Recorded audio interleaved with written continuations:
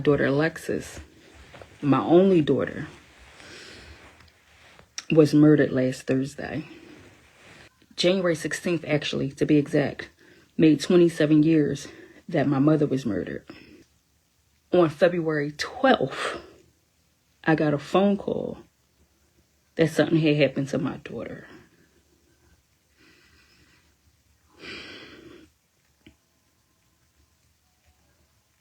In the early hours of February 12, 2026, officers in Columbus, Georgia responded to a shooting at a residential address on Gardiner Drive. They found a 28-year-old girl unresponsive inside her own home. The man was also at the scene. He had a gunshot wound. And he was already telling a story that law enforcement was not prepared to accept. What investigators would soon uncover was not a random act of violence or a tragic accident. It was the conclusion of a pattern that Lexus's own family had seen before. One generation removed, one decade after decade of hoping things would be different this time. And what made this case so devastating was not just the loss of Lexus herself, but the realization that the warning was always there. It had just been buried under flowers and social media posts and a young woman's determination to believe that her story would end differently than her grandmother's. Let's take a closer look. Lexus Antrom had not been in Columbus long. She was originally from Philadelphia, Pennsylvania, and had relocated to Georgia in search of a fresh start. She was 28 years old. She had two sons, ages 7 and 13, who she was raising in the city while simultaneously trying to build a career in entertainment.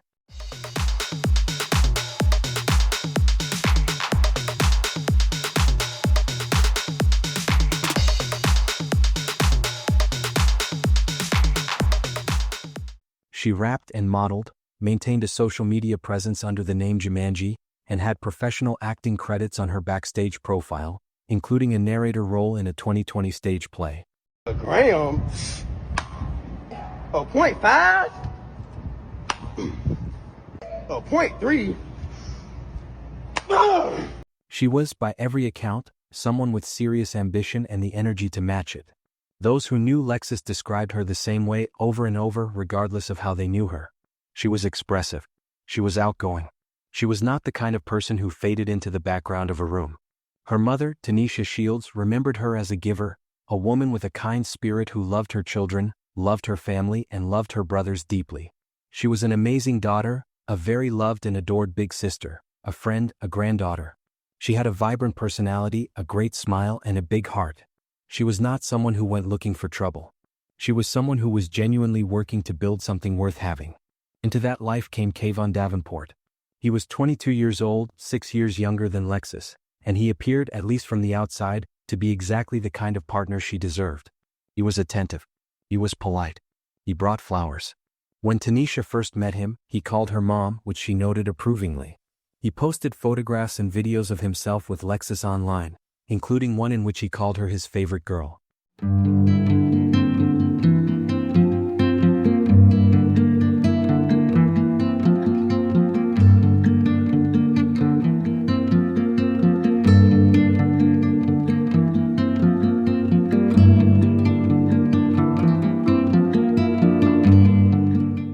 He did everything for her and those kids.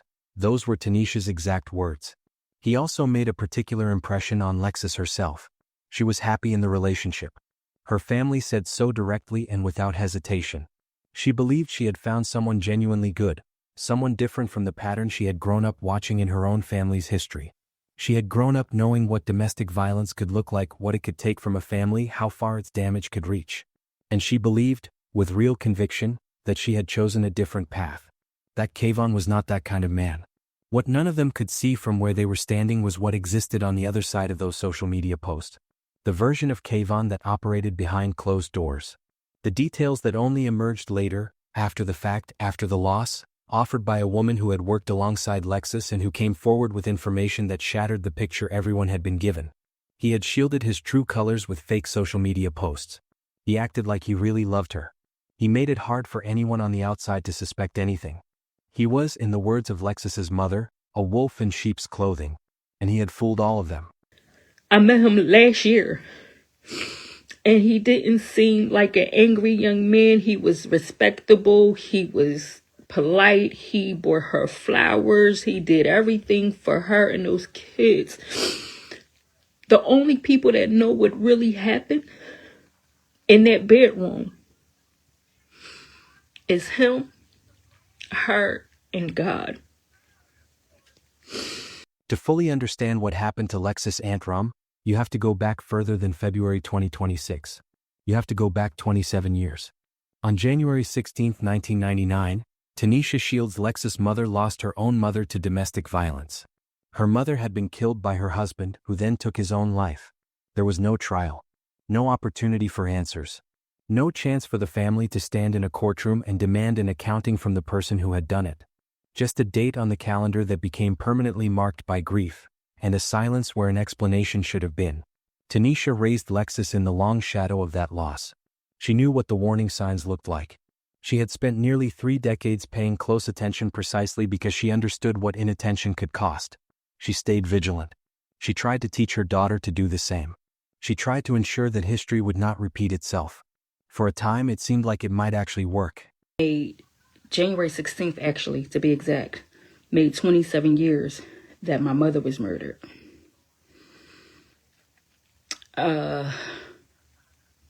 January 14th, I got a phone call that my husband had passed away.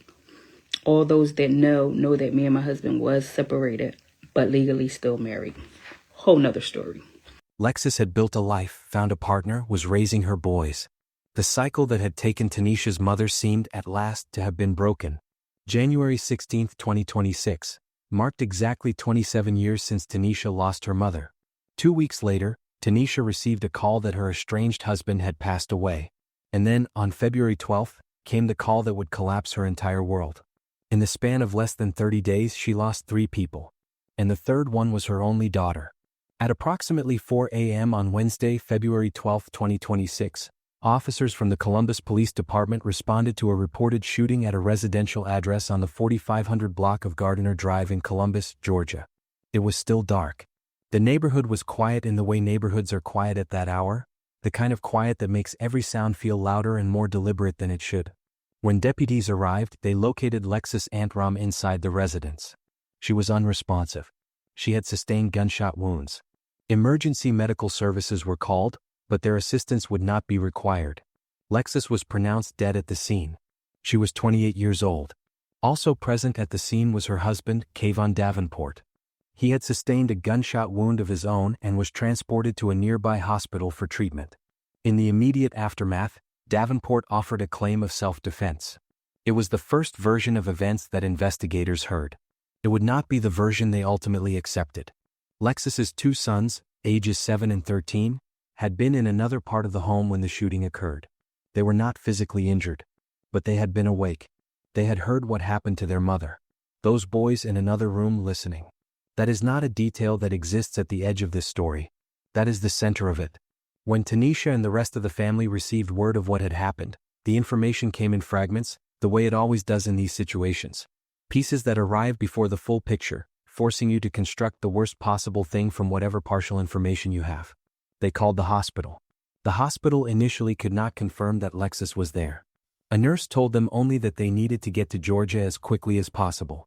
So they gathered whatever money they had and made arrangements to travel from Philadelphia, still not knowing the full truth of what they were traveling toward. The details emerged gradually. First, that she had been shot. Then a number, 3 times. Then the real number, which arrived like a second blow. 7. Lexus had been shot 7 times inside her own home. The anger and the rage, Tanisha would later say, is still in my heart. It's still in my heart because that's my only daughter. On February 13, 2026, the day after the shooting, Kayvon Davenport was taken into custody and charged with murder and possession of a firearm during the commission of a crime. City where Columbus' mother is grieving an unimaginable loss. Her daughter killed in a domestic violence act. News Leader 9's Amaya Graham joins us now live from the crime scene on Gardiner Drive where that shooting happened. And Amaya, you spoke with the mother of the victim. What can you tell us? That's right, Rosalind. Disturbing information according to the mother. Her daughter was shot and killed in front of her own children by her husband. Take a listen. Her dream was to be an actress. That dream was cut short February 12, 2026, around 4 a.m. Columbus police officers responded to Gardner Drive in reference to a shooting. I just talked to her a couple of days ago. We were making plans to go on a family trip. Tanisha Shields tells me she never thought she would have to bury her daughter, 28-year-old Lexus Antrom, who she describes as a loving and caring young woman who always spoke her mind. And she was a giver. She had a kind spirit. She loved her children. She loved us. She loved her brothers. When officers arrived, they discovered Antrom, who had been shot and was unresponsive. Antrom's mother says it happened in front of her daughter's two young sons, ages 7 and 13. Antrom's husband, Kevon Davenport, was also found with a gunshot wound. Davenport was charged the next day with murder. Called me mom, and he was respectable. He had called me in regards to, I guess, them arguing about some stuff that happened. And I try to stay out of my children's stuff because they're grown, and I tried to get the best advice I could, but I didn't know it was like this. Seals says she feels guilty that she was not able to intervene and help diffuse the situation. Her daughter's loss carries even deeper pain because domestic violence has already impacted her family in the past, losing her mother and father in a murder-suicide many years ago. It's okay to leave. It really is. It's okay to leave. Because if you don't leave, you can end up like my daughter and like my mother. Seals sharing a message to her daughter's alleged killer. No matter what, nothing's going to bring my daughter back. No excuse. I don't even want a reason why you did it. I just want justice to be served. Now, the mother is asking the community for help as she faces mounting funeral costs and the burden of bringing her daughter back to their hometown of Philadelphia. That link can be found on our website, WTVM.com. Live in Columbus, I'm Amaya Graham reporting for WTVM News Leader 9. Such a sad story. Our thoughts and prayers are certainly with the victim's mother. Amaya, thank you so much for that live report tonight. Law enforcement determined that the shooting had resulted from a domestic dispute. His claim of self-defense did not align with what the evidence and the circumstances indicated.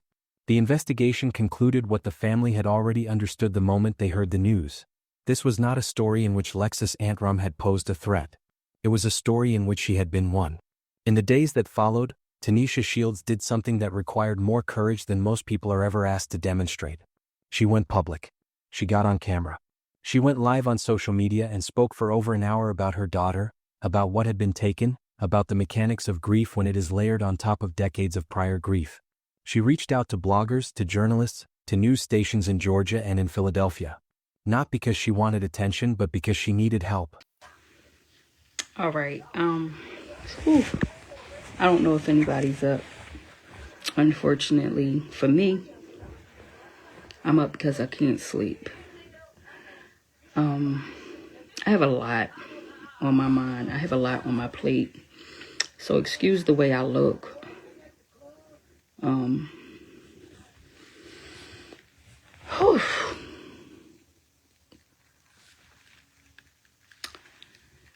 So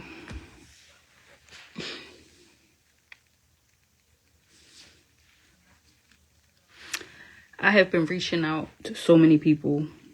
I have been reaching out to a lot of bloggers, a lot of social media people, the news, and I have yet to get a response back from anyone. So for a few on Instagram. One of the reasons why I have been reaching out, as everybody is aware of, that my daughter Lexus, my only daughter, was murdered last Thursday.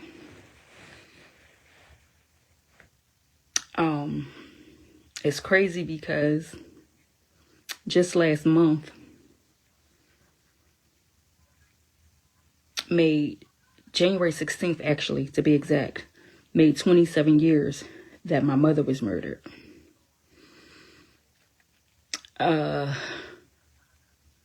January 14th, I got a phone call that my husband had passed away. All those that know that me and my husband was separated, but legally still married. Whole nother story. On February 12th, I got a phone call that something had happened to my daughter.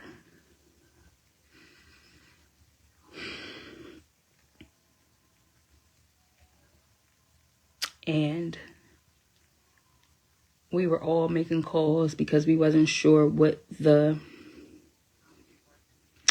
happened. We didn't know what happened. When we made the call to the hospital, they didn't have her body. And all the nurse could tell us was we needed to get down there ASAP. So, we had to gather money together to go to Georgia. Prior to going to Georgia, we did find out that my daughter, Lexus, she goes by Jemani on social media platforms, that she had been shot 3 times. So we're thinking at first, that maybe it wasn't as serious. It was serious because it's shot, but we later found out that my daughter was shot 7 times. And the anger and the rage, it's still in my heart. It is. It's still in my heart because that's my only daughter. Even if it wasn't my only daughter, she came from me, and someone took her life. And it's not somebody. Her husband took her life.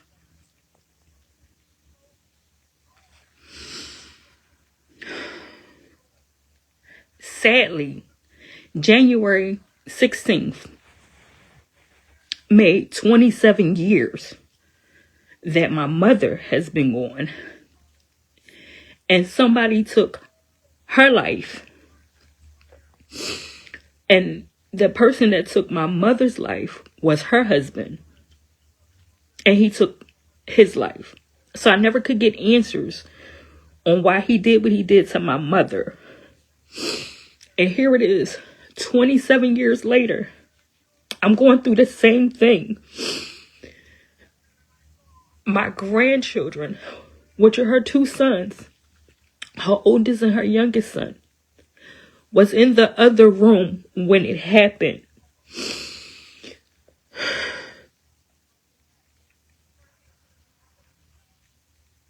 So they heard their mother being killed.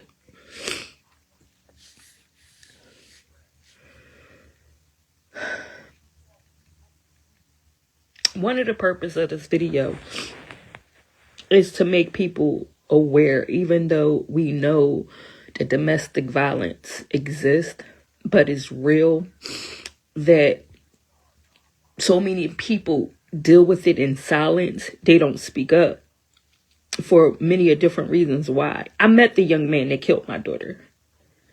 I met him last year. And he didn't seem like an angry young man. He was respectable. He was polite. He bore her flowers. He did everything for her and those kids. The only people that know what really happened in that bedroom is him, her, and God.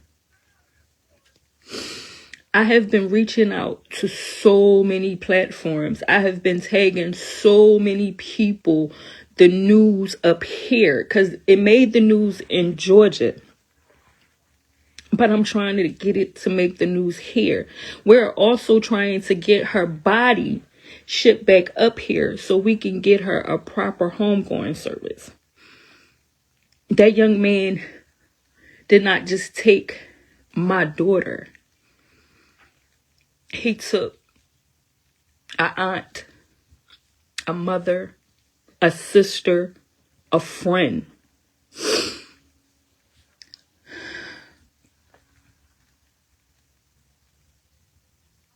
This hurts so much. I've been asking people to share the GoFundMe. I've been asking people to share the story about what happened. My daughter was only 28. The young man was 22. We're in the process of trying to bring her body from Georgia back to Philadelphia so we can give her a proper service. I've been asking, and I'm one of them ones that don't like to ask. But I've been asking, and we've been posting. I don't know what to do and how fast to get money up, but it has been a struggle. It has been a struggle.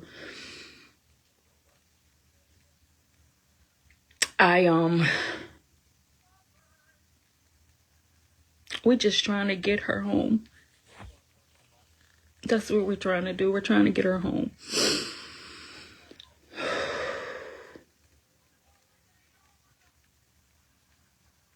I am still so angry.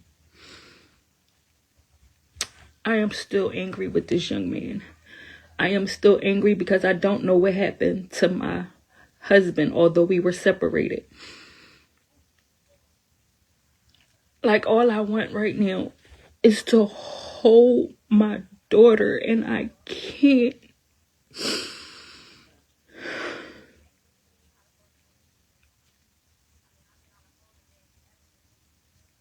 Now I'm left to take care of my grandson.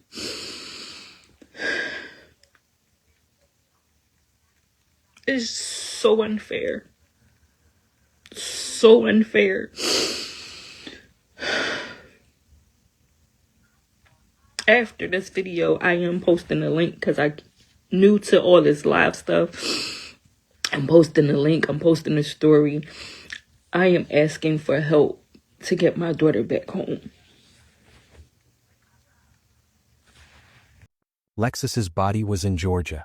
Her family was in Philadelphia. Getting her home required money they did not have and logistics that grief does not make easier to navigate. A GoFundMe campaign was established. The community rallied. People who had never met Lexus donated because they were mothers themselves, because they had daughters, because they had seen this particular story too many times and they wanted at least this small part of it to go right. A candlelit balloon release was held in Lexus's honor. People gathered in the space she used to fill and they stood together in it, the way you do when there are no words sufficient to the moment. Lexus's cousin also came forward publicly, speaking directly to whoever was watching, asking for resources, for guidance, for anyone who knew of programs that could assist families dealing with domestic violence loss across state lines. She was clear about what had happened. My little cousin Lexus was murdered by domestic violence yesterday. She stated it plainly without softening it because there was no softening what it was. Hey y'all, hey Facebook family. So I wanted to reach out. My little cousin Lexus was murdered by domestic violence yesterday. Just an autopilot, family trying to make sense of it. She lived in Georgia, and now my cousin, her mother, who also lost her mother through domestic violence, is trying to not only bury but transport her daughter's body back from Georgia, where she thought she was safe, and get her body back to Philadelphia, and also get her sons back to Philadelphia as well. We're just trying to make sense while trying to map out the expenses of everything. So if anybody knows of any links of any services, programs that would help with this type of situation of domestic violence, please drop it at the end of the video. I'll also reshare the GoFundMe account. No amount is too small and anything can help. You don't have to know my cousin to know of Alexis, if you know what I mean. No woman deserves this. No family deserves to go through this. Just please, if you could help or know of any organizations, please, please, please drop it in the video. Or if, like I said, if you know anybody that could help with the type of services that we need, please drop the link. And also, if, like I said, if you could donate anything, would be much appreciated. Thank you guys. Be blessed and keep our family in your prayers, her mother, her kids, our brothers, during this time of trying to make sense of everything. Tanisha, for her part, posted to Facebook in the days after. Not the polished version of grief that people sometimes offer to the public. The real kind. She wrote about her own mother, about January 16, 1999, about the fact that this exact thing had already happened to her family once and she had spent 27 years making sure it would not happen again, and it had happened anyway.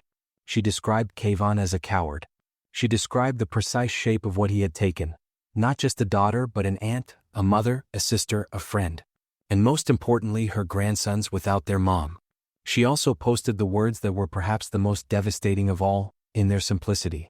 She posted them on what would have been a few months later Mother's Day. My mother is gone. My daughter is gone. Why would I celebrate Mother's Day? This is not fair. 7 reactions. 3 comments. A woman's entire world in a single Facebook post. And the internet moves on. There is a question that sits at the center of cases like this one. It is not a comfortable question and it does not have a clean answer, but it deserves to be asked directly. How does this keep happening? Not in the abstract, not to strangers and statistics, but in families, in the same families, to women who grew up watching it happen to the women before them and who made deliberate, conscious choices to live differently, to women who were smart, who were paying attention, who loved their children more than anything. How does the cycle keep finding them? Part of what makes domestic violence so uniquely devastating is how effectively it conceals itself. Kayvon Davenport was 22 years old. He was described, by people who met him and genuinely believed what they were seeing, as a respectable young man. A man who bore her flowers and did everything for her and those kids. A man who made her mother feel at ease. He was all of that in the spaces where he could be seen. What existed behind closed doors was something that only became fully visible after the fact, through a conversation with a coworker, through details that Tanisha had to receive as a second loss after the first one. Tanisha Shields is not naive. She is not the kind of woman who ignores warning signs out of wishful thinking. The only person responsible for what happened on Gardiner Drive on the morning of February 12, 2026 is the person who pulled the trigger 7 times. Lexus Antrom wanted to be an actress. She wanted to perform, to create, to build a platform that her children could one day point to with pride. She had professional credits, she had social media reach, she had talent and drive and a personality that filled every room she walked into. She was 28 years old, which means she had, by any reasonable measure, most of her life still ahead of her. She had been talking to her mother just a few days before she died. Just talking, the way people do when they are alive and busy and not yet aware that any given conversation might be the last one. Her 2 sons are in the care of family now. They are 7 and 13. They heard their mother being killed and they are going to grow up carrying that. They are also going to grow up in the shadow of a generational story they had no part in writing and no ability to escape. Just as Lexus grew up in it, and just as Tanisha grew up in it, and just as Tanisha's mother lived and died inside it. That is what cycles do. They don't just repeat. They compound. They accumulate. They get heavier with each generation until someone finally finds a way to put them down for good. If you or someone you know is in a dangerous relationship, the National Domestic Violence Hotline is available around the clock, every day of the year. The number is 1-800-799-7233. It is free. It is confidential. And it is there because Lexus Antrom's story should not have to be told again. Our condolences remain with her children, with Tanisha, with her brothers, and with every person whose life she touched. She was 28 years old. She deserved the rest of it. Please stay safe out there. Subscribe and hit the notification bell so you never miss a story. And we will see you in the next one. Wow, that's good. That's real good. And honestly, I'm going to block you right now. Thanks.